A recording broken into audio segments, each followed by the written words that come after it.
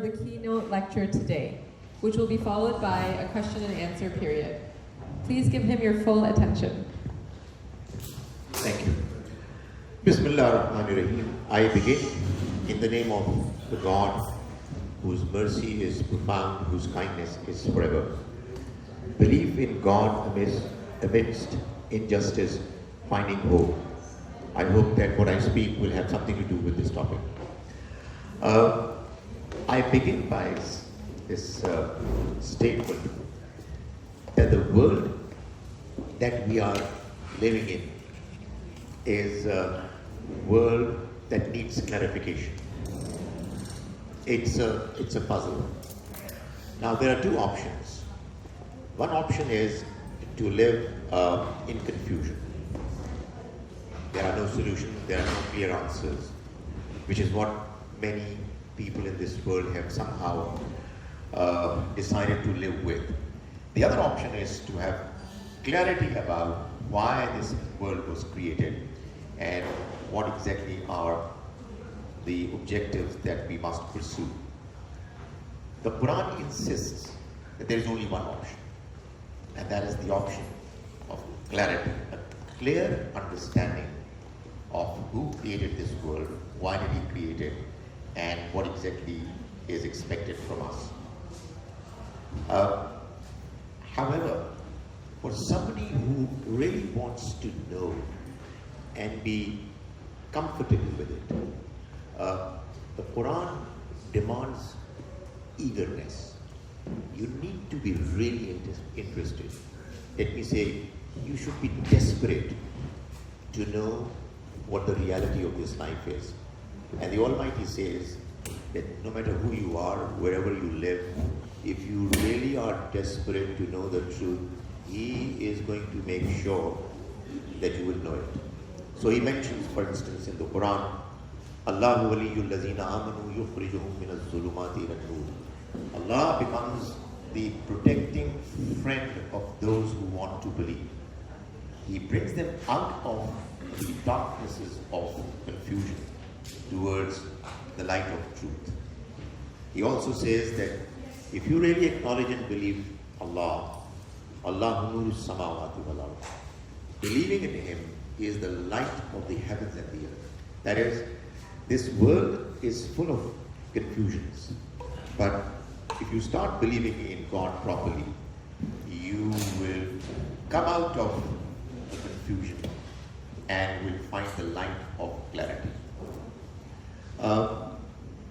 Now, the guidance that we get through the understanding of the message of the Almighty is what we call Iman, belief. Iman, belief, has two components. One aspect of Iman is the intellectual aspect, understanding, getting convinced. And the other aspect is the emotional aspect, that you get attached to it and you are motivated to do what is expected of you. Both are important, equally important, but in the same sequence. It's first intellectual understanding and clarity, and then emotional attachment. So let me just very briefly tell you how the Almighty convinces an eager student, somebody who's really, as I said, desperately looking for truth. The Almighty mentions regarding belief in Himself, belief in God. There are arguments after arguments, but there are certain categories of arguments, one of which is what can be described as intuitive understanding. The Quran claims and insists they're all humans who come to this world like they know what is good from what is bad morally.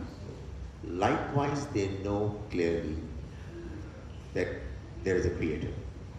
That understanding can sometimes be affected by the environment.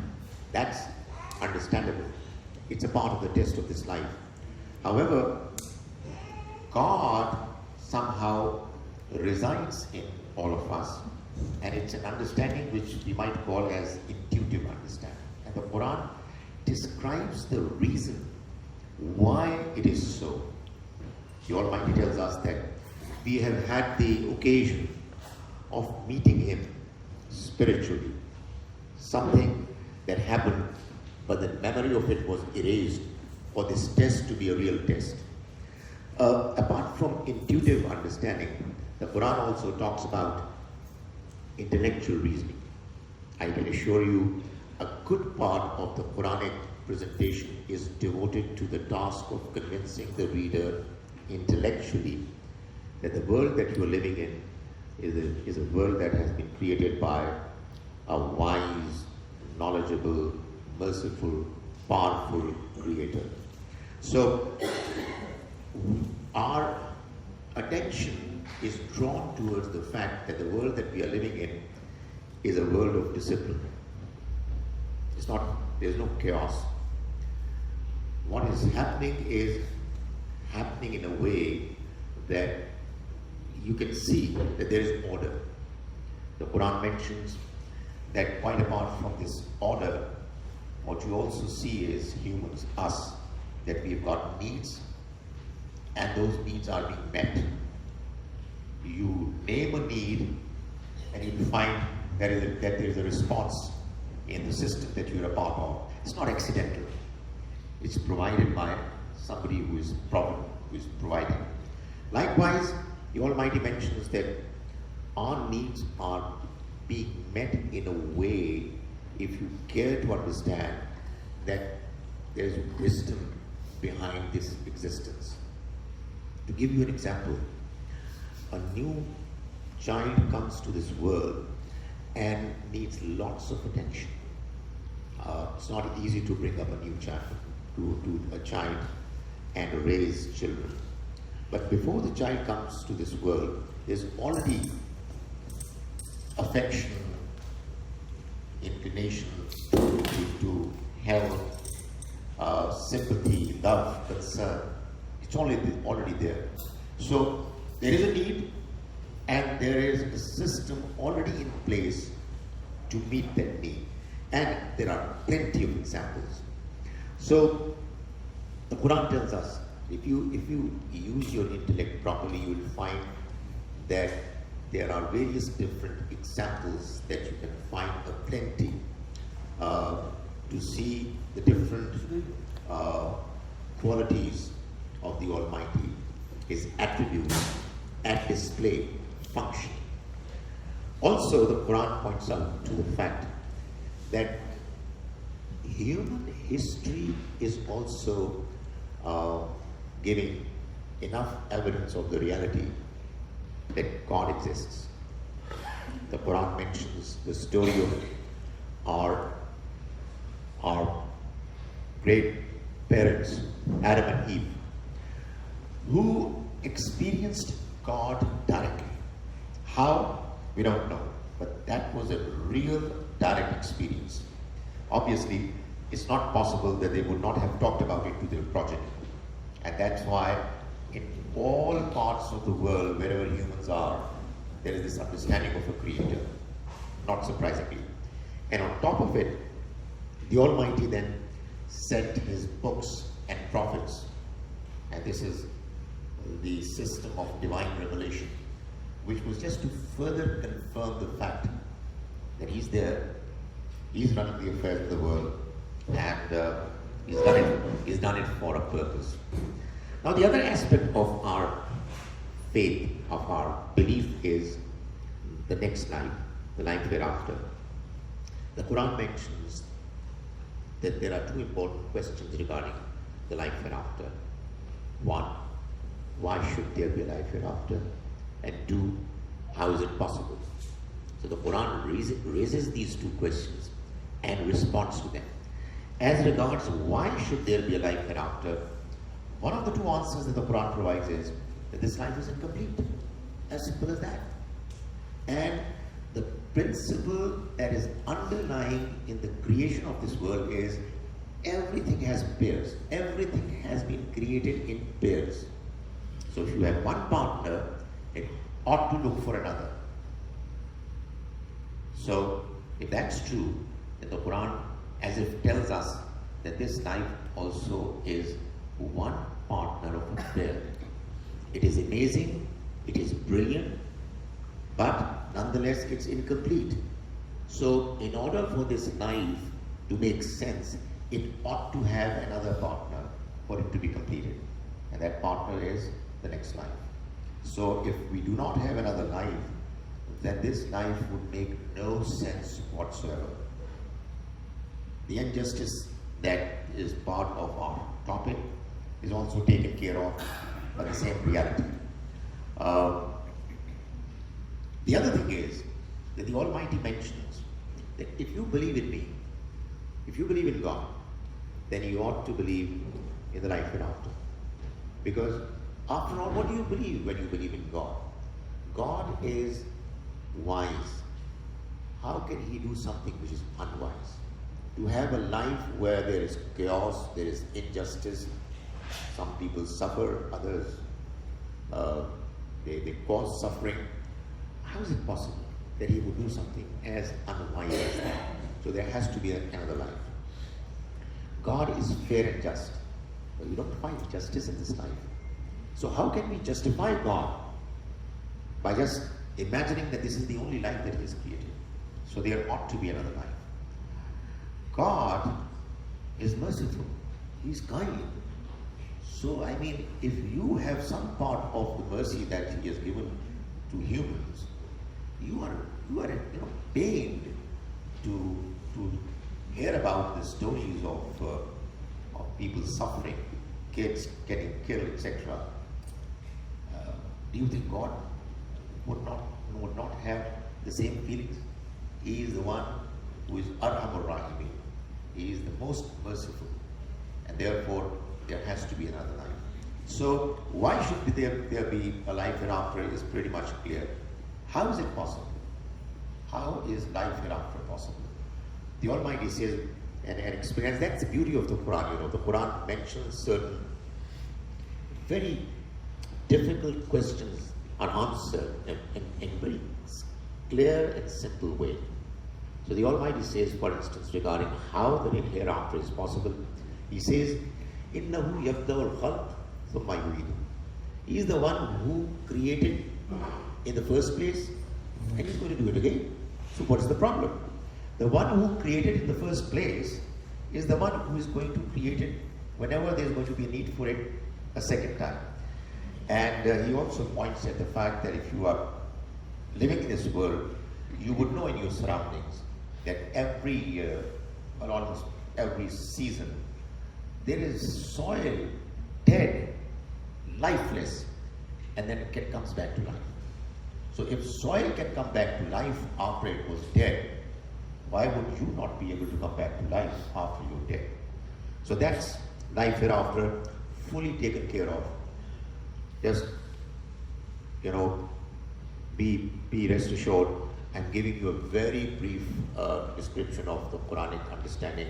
The Quran clarifies all these points with beautiful, impressive arguments, which when you read, you get influenced and you get close to it, understanding and acknowledging. Divine revelation, prophets. Why should we believe in them? Well, I'm telling you again, the Quran gives arguments after arguments, for example, to prove that Prophet Muhammad sallallahu alaihi wasallam was the messenger of God. I just mentioned the 4 captions. I can't go into the details. The character of the Prophet, A. The text of the Quran that he brought as the book of God, B. The prophecies that were there to confirm that he is going to come, prophecies in the earlier books, C. And last but not the least, one prophecy, something that was to happen in the future, which the Prophet ﷺ mentioned through the Quran, something that was very unlikely, improbable, given what the circumstances were. But the prophecy was made so strongly, so confidently, that there was no way that you could escape the fact that this is going to happen if you believe it, if you believe in the man. And in a matter of 20 years or so, it actually happened. Something that was not even possible to even imagine, and it happened. So the prophecy made by him and made over and over again, it came true. So what I'm saying is that the Quran wants us to believe in the unseen realities of God, the life hereafter, and the divine revelation, not as a blind faith, not as a dogma. It's so unfortunate that some people just believe without understanding. The end result is that when others confront them, they lose their temper. They flare up. No, please don't do it. If you are confused, get back to the Quran. Try to find out. The Quran is absolutely clear. It asks people to think and ponder and reflect. Why should we feel that if somebody is raising questions or criticizing our belief, that we should react sharply? No, we should not. That is always going to be counterproductive. Now comes the emotional part. As I said, the emotions are equally important, because if you just understand through arguments, you probably are going to be a good philosopher, not a good believer. For belief, you need to act. So the Quran invites us to have belief, that is emotional attachment to the understanding, by first demanding from us proper eagerness, keenness. The Quran tells us that we need to read the Quran. It's an amazing book which on the one hand is intellectually convincing and on the other is also motivating. So you read the Quran and you find both at the same time. Then we have our prayers, salat. If we say our prayers properly, we understand what we are doing, we do it in the right spirit, then every prayer, or let's say many of the prayers, if not every prayer, let me not exaggerate. So you say your prayers, and many of your prayers would actually give you those emotions, make you feel attached to your Creator. And we make dua, we ask the Almighty for help, and quite often we find that what we are asking Him for is getting delivered. It's just amazing. It's amazing. And it actually makes us emotionally attached to Him. And then we have our experiences. Experiences which we know that we are not fooling ourselves. It's not that we want to believe and therefore we are believing. No, what's happening is sometimes that we find that the Almighty's invisible hand is playing a very clear role in the manner things are happening. And that is also what reinforces our belief. And we get emotionally inclined to believe and act upon what is expected of us.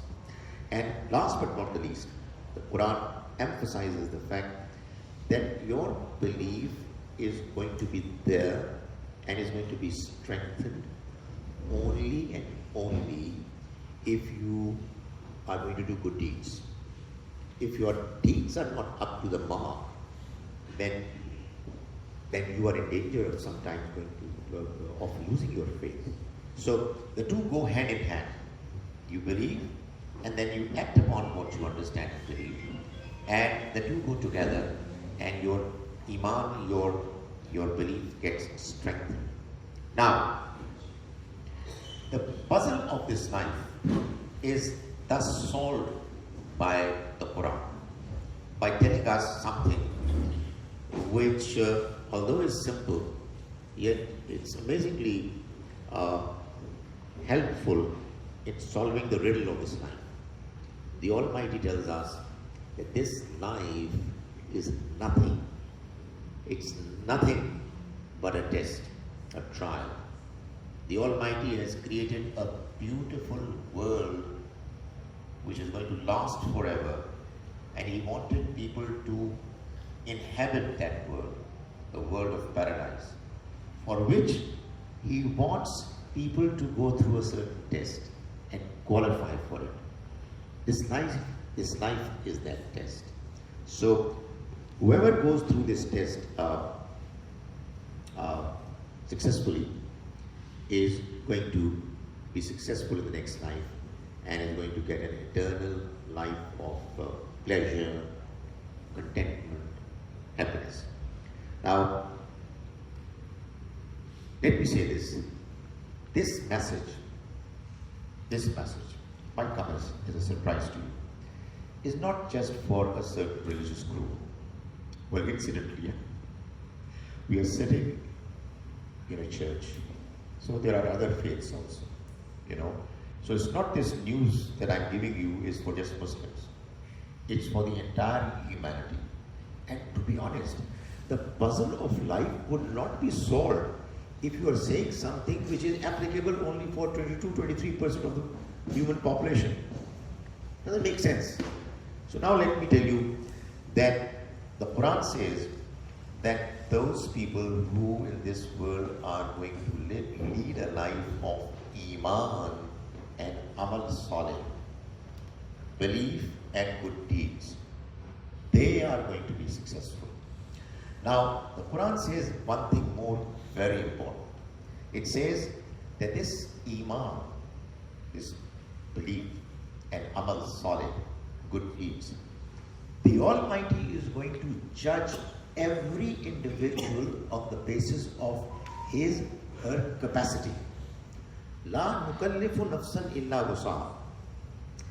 Every human being has been given a certain personality, level of intelligence, etc. And every human has a certain environment. These two aspects, your personality and your environment put together, make what is known as capacity. Allah is going to decide, and probably He's already decided, I'm sure, about each one of us, a minimum performance given our capacity. If you make do it and reach that level, you will succeed. If not, then you'll have to go through a difficult time. Let me say this as the last word before I move on to the other aspect of the topic. I am paraphrasing Iman and Amal Salih in two words. You see, Iman, if it is presented in the right way, fortunately, in many cases it's not done in the right manner.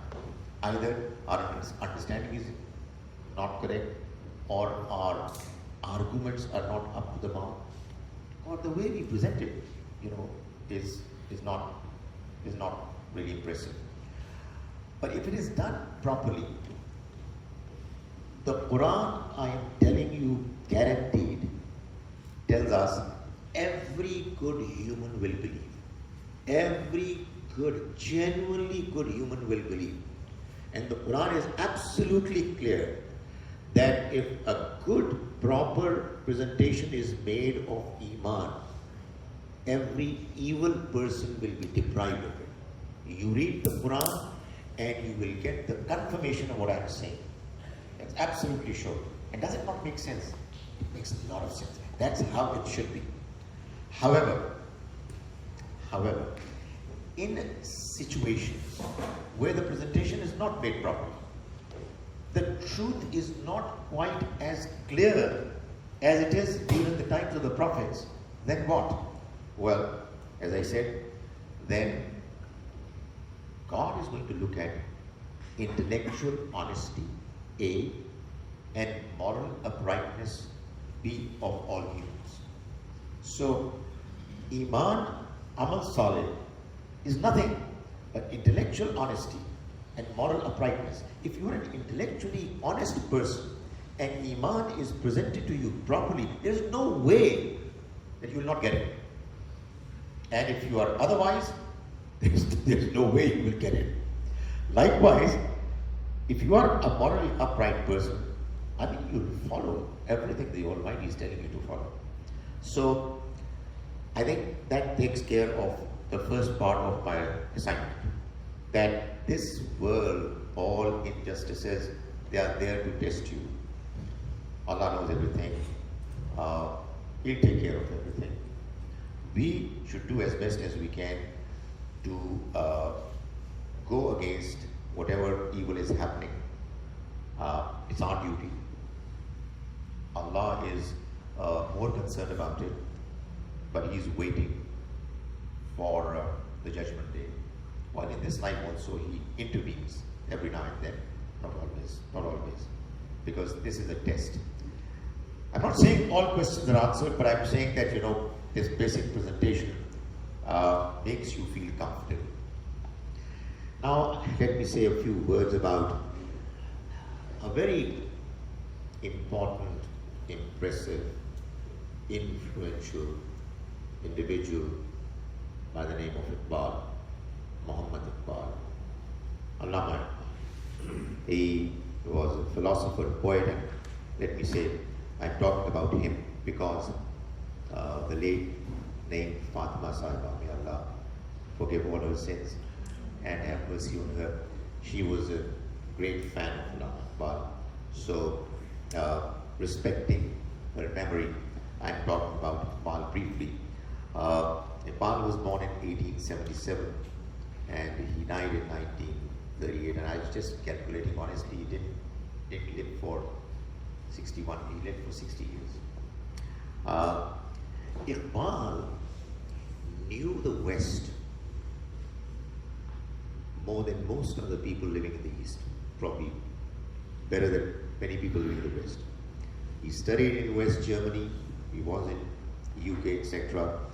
And he realized that, the amazing progress that the West has been able to come up with is there to see. And people belonging to his country, they're so exaggeratedly impressed by it that they are aping the West. But he was thoroughly convinced that the Western civilization is empty. It's devoid of real strength of truth. And therefore, he made every attempt mostly through his poetry, and he was an amazing poet. I mean, I'm not very fond of poetry, but honestly, Iqbal has made me fond of it. The way he expresses himself is amazing. So, the solution that he saw was that the Muslims should come back to their true message of Islam. He was champion of revival of Islam in the present times. He found the Muslims of his time morally and spiritually dead, and he wanted to awaken them through his poetry. But he also felt that there is a problem. And this problem he mentioned in his book, which was actually his lectures, Reconstruction of Religious Thought in Islam. I quite often wonder why did he have to do it in English? And it's a pretty difficult English, I'm telling you. If you read it, you'll find it difficult to understand. And I think the reason probably was, maybe I'm trying to imagine something which is not correct. The message that he mentioned in that book was probably not easily digestible for the people of India, for the religious people of India. He mentioned in his book, the nutshell is that if you want the revival of your faith, then you've got to revisit your understanding of your religion. The way you understand it now is not going to help. There are some fundamental questions which cannot be answered by the understanding that you have. He is not challenging the original Islam, not at all. He is a strong believer of that message. But he said the way over the centuries it was understood and presented, it needs serious revisiting. And that's what his message is. And finally, his emphasis on Khudi. And I'm told that the late name Fatma Saiba, she was very fond of his poem Khudi ka sirre neha, la ilaha illallah. So this message of Khudi is actually the message which he mentioned is to have self-confidence. You should have, he mentioned, real purpose in your life. If you have Khudi, then you have your life is purposeful. You have confidence, and you're not going to be impressed by things which are superficial. So he emphasized that this self-confidence based on true knowledge is what Muslims must have in them. And this expression, Khudi ka sirre neha, la ilaha illallah, what it means is that we need to negate false gods in order to have Khudi, proper self-confidence. False gods like ego, power, wealth, fear, etc. أقول قولي هذا واستغفر الله لي ولكم. I have taken 2 minutes more than what were assigned to me. Jazakallah khairan, Dr. Zahir, for such a thoughtful and powerful talk. We are now open on the floor for question and answers. So if you'd like to raise your hand and ask a question, we'll be able to call upon you.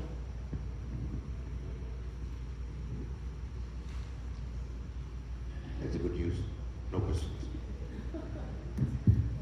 I'm sure there's a few questions in the crowd. Yes? So,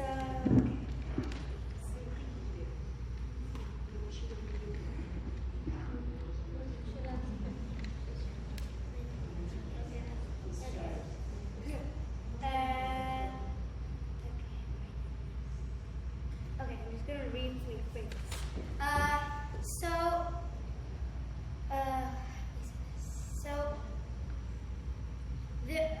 In this world, there are so many bad people, let's just say, and they're attacking. Let's just call it the more innocent people, like the people in Palestine. So why don't they just stop immediately? Why don't they almost send some sort of warning or something like that to, some help? Okay. You see, what's your name? Isha. Isha. Isha, I mentioned in my presentation that this life is a test, right? God could not have tested us if He would not have given us freedom. It is actually our freedom that makes our life a test. I am free to choose one way or the other. So there are people who choose to become cruel, tyrant, and the Almighty does not interfere in the exercise of their freedom because He wants to test them, and they're doing things wrong as we see they are happening. Be rest assured that they're going to be taken to task. Allah knows what is happening, and He is going to make sure that if not now, then in the next life, such people are going to be punished in a manner that is going to be exactly according to the cruel, evil acts they performed. And those who suffer, they're going to be adequately, more than adequately compensated for. That may not answer the question fully. Why is it happening to them and to nobody else? There are many things that we don't know. We know for sure that Allah is just. We know that He doesn't allow things to happen without any reason. Probably there is a lot of room for us Muslims to think about. We need to look at how we are performing. We need to see why the Almighty is not coming to our help. So, there are certain things which at times turn out to be not very clear. And the reason, the idea is that God would want us to worry, to think, to reflect, to talk to each other, to pray to Him. And that's precisely what the purpose of this life is. To keep searching for truth, for the right answers, and to keep asking the Almighty for help. But be absolutely sure that those children who are killed, they'll be compensated. All those who are suffering, they're going to get more than what they experienced in this life. And those who cause them to suffer, they're going to be taken to task. Right? I have a follow-up question. Yes, please. What happens to a person after they pass away until the day of judgment? Okay. Look, Isha, when we understand anything that has got to do with our religion, we look at our sources. Well, the source is only one. The source is the Prophet Sallallahu Alaihi Wasallam. He gave us the religion of God in two forms, the Quran and the Sunnah. Both are equally reliable. Both were available to all Muslims from day one. All Muslims of his generation. And then the next generation, and then the next. So the Quran is the same Quran, and the Salah, Maghrib that we pray is the same Salah, right? Apart from these two sources, there was a third source, which is a natural source. The Prophet ﷺ, he answered questions, he clarified things, he performed different acts, and some people, not all, some people noted down what he said, what he did, either in their memory or somewhere, and then they passed on to some other people in the next generation, until such time that in the 3rd century Hijrah, there were books of hadith that came up. Now this literature of hadith is very important, but it was available to all Muslims only the 3rd, 4th century. It's the footnote of the Quran.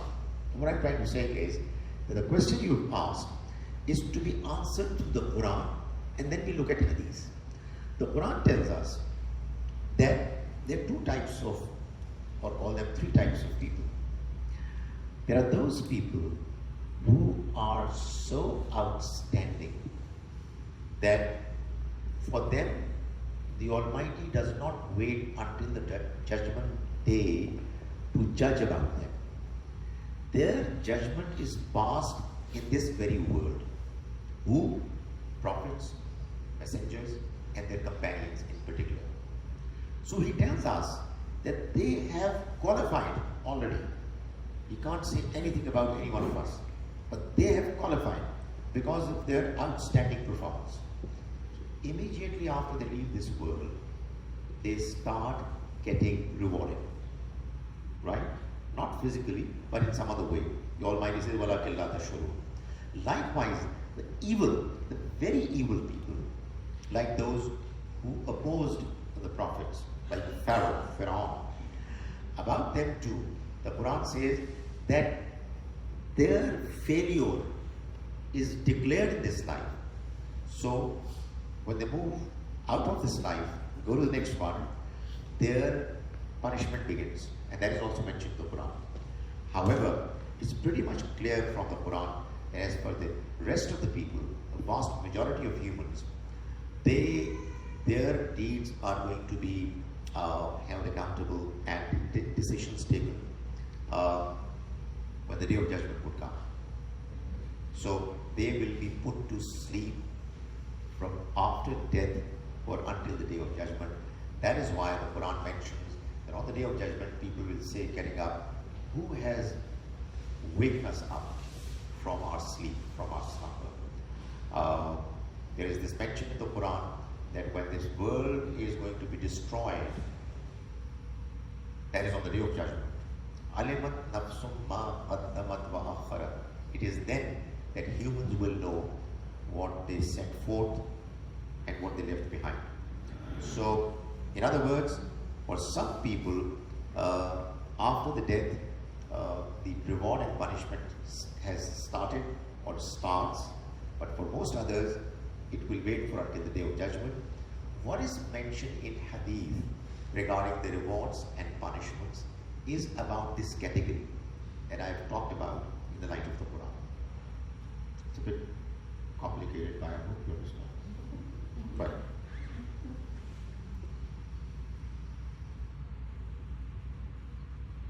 Yes, we have a question over here. You mentioned that this life is a test or an exam. So normally when you say a test or an exam, the duration that everybody's given is the same. So why is it that people have different times to sit this paper? People of different. People have different times to sit the paper. Okay, you see, there were two possibilities. One possibility was that all humans should have had the same test. That probably would have made it, I don't know, too mechanical, too dry, bland. Even people belonging to the same faith, living in the same times, even for the companions of the prophets, it's not the same test. Everybody has a different test. Likewise, people belonging to different eras, people belonging to different faiths, they have different tests, and as I said, they are expected to perform in accordance with what they know. You see, I therefore mentioned in my presentation that contrary to what many people think, that we are the ones who are the winners, all others are losers. But that's not what the Almighty will do. He will judge each and every person in accordance with his circumstances and his personality. And only Allah knows what each person's capacity is. So he has made it different. Well, because he wanted to put different people differently. Now this question could not be answered convincingly if at the end of the day you would know that some people are going to suffer because they had a different set of circumstances. No, not at all. It's going to be all the same when it comes to the day of accountability, because Allah is the best judge. He is absolutely fair. He promises that He's not going to treat anyone unjustly by the slightest of margins. What I keep saying is that people belonging to different religions, they keep trying to prove that He's not just. But the Quran, insists that He is just, and therefore He is not going to be partial against anyone. Everybody is going to be treated fairly.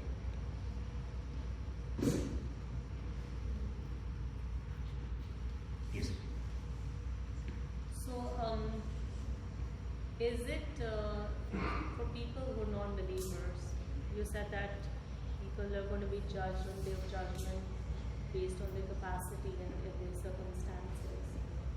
So, does that mean that for non-Muslims, could they also enter paradise if they're good people who've done good deeds, but they haven't set their calendar?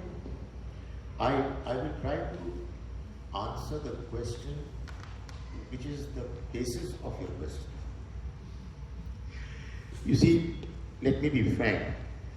This question actually originates from an understanding that the kuffar is going to go to the hell. Which is true, it's fine. This is what the Quran says.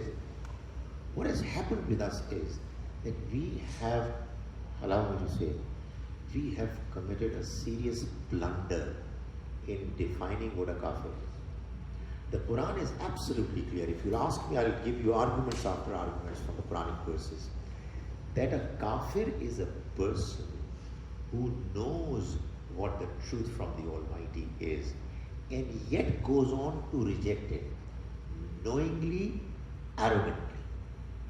And let me also add that according to the Quran, for a person to be a kafir, it's not necessary that he should be a non-Muslim. A Muslim can also be a kafir. A Quranic verse says, for example, وَمَنْ لَمْ يَحْكُمْ بِمَا أَنزَلَ اللَّهُ. Those who refuse to implement what God has revealed, فَأُولَٰئِكَ هُمُ الْكَافِرُونَ. They are the ones who are kafir.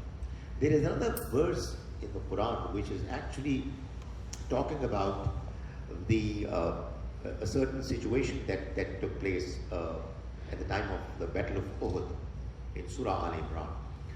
There were some people who were invited to participate in the battle, and they said that, well, we didn't come to learn about the fact that the battle was taking place.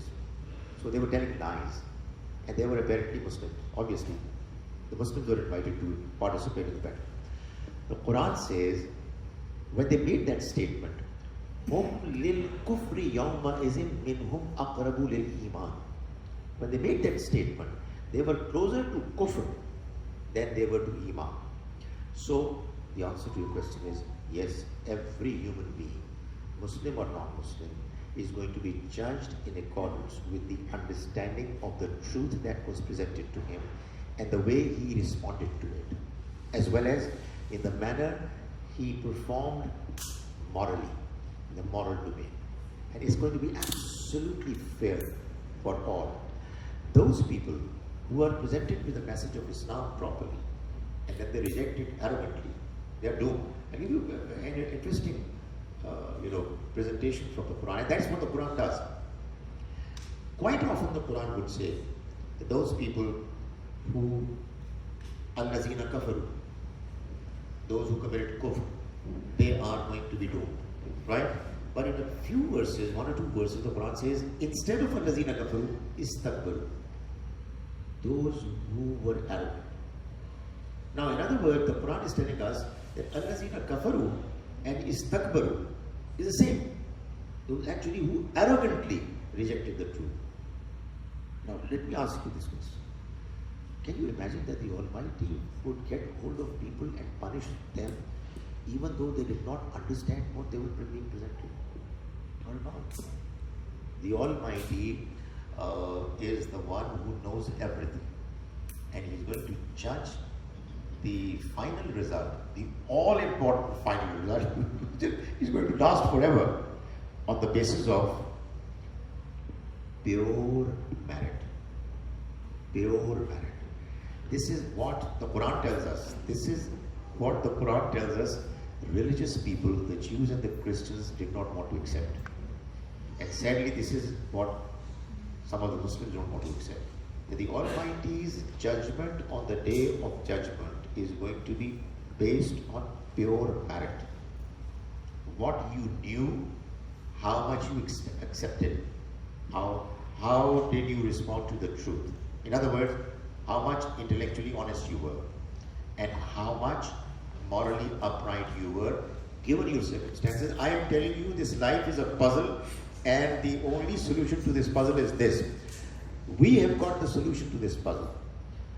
Unfortunately, sometimes it so happens that we are presenting our understanding of religion in such a way that the puzzle is not solved. It gets even more complicated and deep. Yes? Just a follow-up to that, there are two things. Like, I kind of believe that you should live life, like, keep your judgment to yourself. That's just kind of a loophole, like something that gets you bogged down when you start judging people. Keep that to yourself, that's Allah's job. But when you say that anybody who's intellectually honest, when they're presented with the truth, they recognize it. So when you see people, you think they're like decent people, you're interacting with them and stuff, but they're still like oblivious to it and they're not accepting of it. So how do you reconcile like yourself and you think, okay, that you don't judge them, but they're still in denial and stuff, like that paradox, or like that confusion? You can just. There are two possibilities. One possibility is that the person you think is good is only apparently good. We don't have to judge. I agree with you. The other possibility is And that is the possibility that we should worry about. That the person has not been properly presented with the message. He has questions we don't answer. You know, we get flared up when he asks questions. The questions are genuine, but we don't have answers. And instead of that person, we are arrogant. In that we are not prepared to accept the fact that the person has asked a really good question and I don't have the right answer. And I am not prepared to admit. So I think we should worry about ourselves. Honest to what you've said is, and let me, you've given me the opportunity to say something I have always wanted to say. Ever since I've come to this country, or when I lived in UK, I have this understanding that this message is not just for Muslims.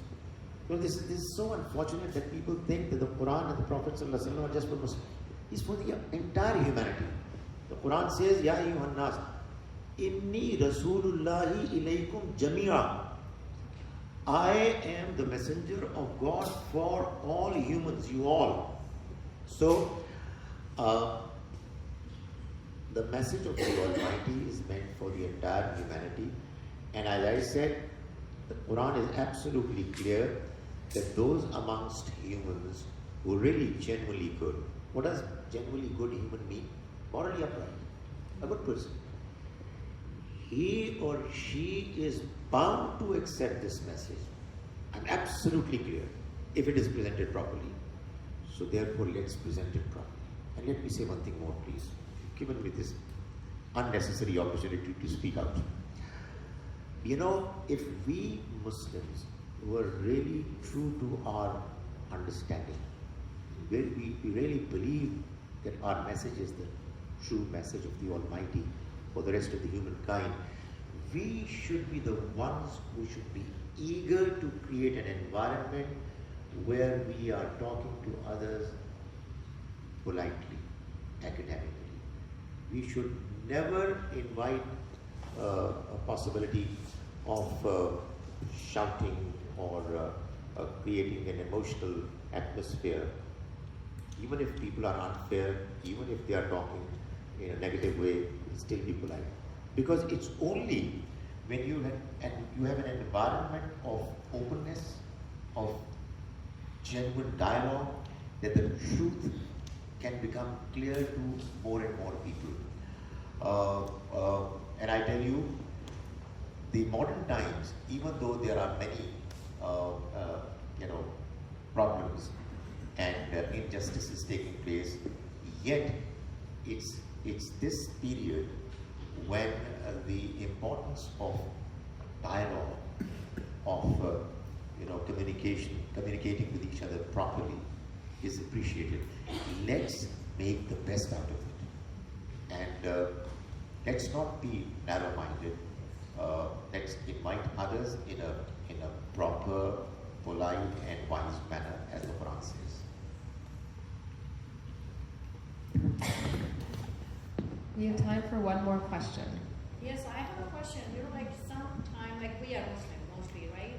But we don't have enough knowledge of Islam, but we are satisfied whatever we have, and we think we are Muslim and that's okay with it. Is that we have to, how should we encourage, or is that my responsibility is done, whatever I know, I just follow that?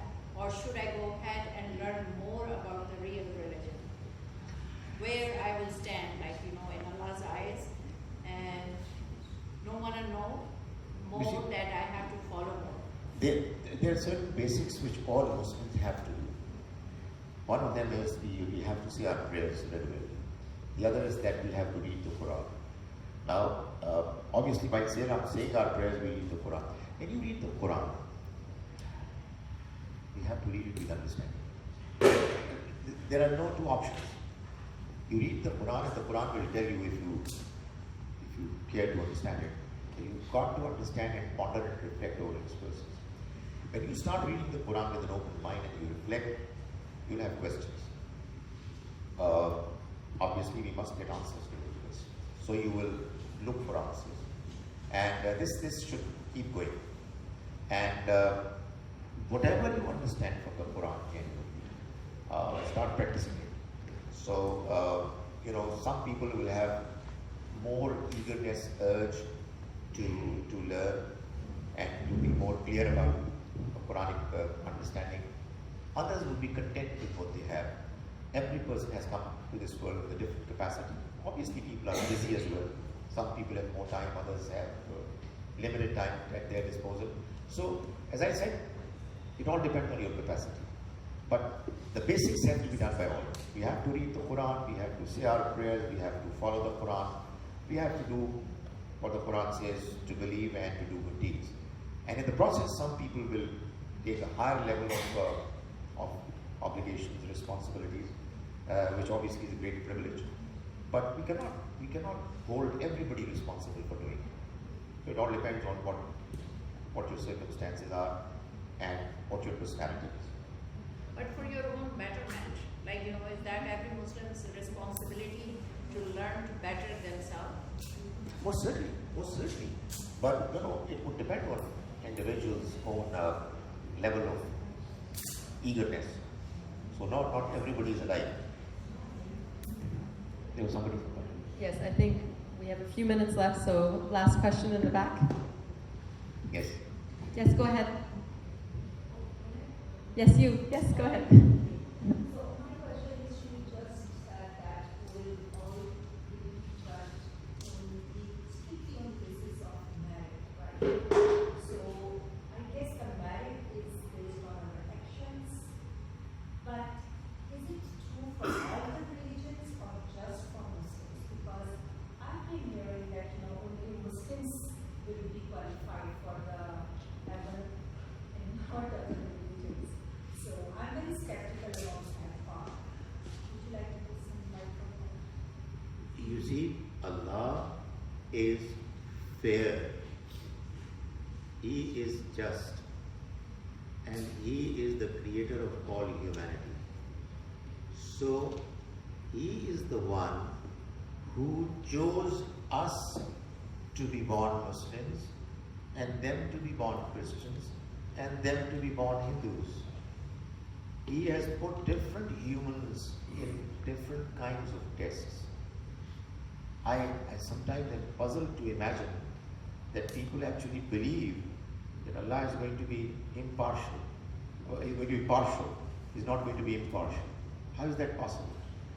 Everybody is being judged regarding Iman and Amal Saleh, but what it means is different given their circumstances. I'm not saying that our faith is not the final faith, it is the final belief. I'm not saying that this is the word that everybody should believe in. It is my strong, deep desire that each and every human being in this world should convert to Islam. But that doesn't really mean that if the message has not been presented to the people for one reason or another, that they are going to suffer because of that. Some very good noble Muslims say that, why don't you go to China and convert them, because if you're not going to convert them, they're going to burn in the hellfire forever. Well, I say to myself that, please correct your understanding. Allah is actually going to cause some people to burn in the hellfire forever because you did not do good enough to go there and convert them. Come on, man. Wake up. Please try to understand the Quran clearly and in the right way. Allah is fair and just. He is kind. It's my job. It's my motivation that because I have got the final truth with me, and I believe it for good reasons, I should share it with others without blaming them for being on the wrong side of the divide and therefore destined to doom. So that's not true. Thank you very much. That concludes the question and answer period. Thank you to all the participants, and thank you, Dr. Zahir, for engaging so generously. I'd like to call up Daha to do the adhan, please. Thank you for the opportunity and for being patient to listen to my confused views.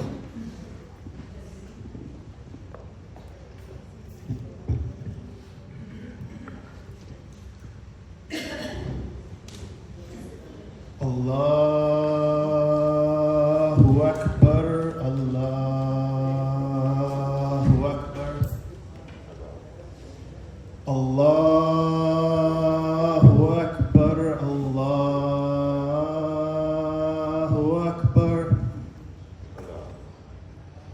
أشهد أن لا إله إلا الله أشهد أن لا إله إلا الله أشهد أن محمدا رسول الله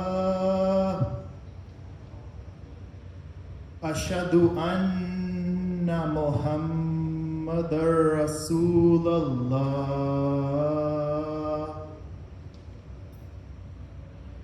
هيا على الصلاة هيا على الصلاة هيا على الفلاح هيا على الفلاح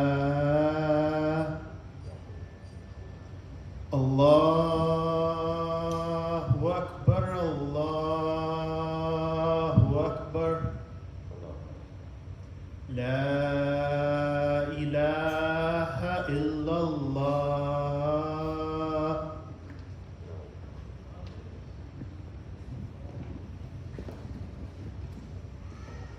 You can now make your way to the prayer space in the hallway. Just a kind reminder to please keep the washrooms dry and clean for our neighbors. And after the prayer, we can come back in here to finish off with the dua. Thank you.